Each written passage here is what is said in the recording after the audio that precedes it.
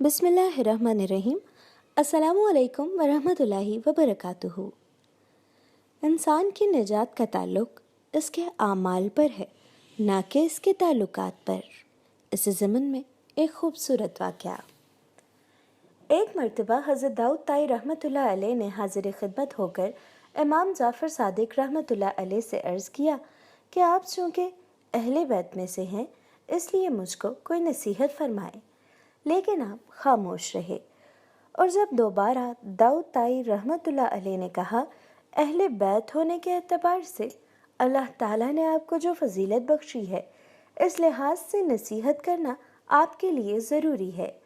ये सुनकर आपने फरमाया कि मुझे तो यही खौफ लगा हुआ है कि क़यामत के दिन मेरे जद्दे आला हाथ पकड़कर ये सवाल न कर बैठें कि तूने खुद मेरा इत्तबा क्यों नहीं किया, क्योंकि निजात का ताल्लुक नस्ब से नहीं बल्कि आमाले सालिहा पर मौकूफ़ है। ये सुनकर दाऊद ताई रहमतुल्लाह अलैह को बहुत इबरत हुई और अल्लाह ताला से अर्ज़ की, जब अहले बैत पर खौफ के गलबे का ये आलम है तो मैं किस गिनती में आता हूँ और किस चीज़ पर फ़ख्र कर सकता हूँ। तज़किरतुल औलिया सफ़ा नंबर 15।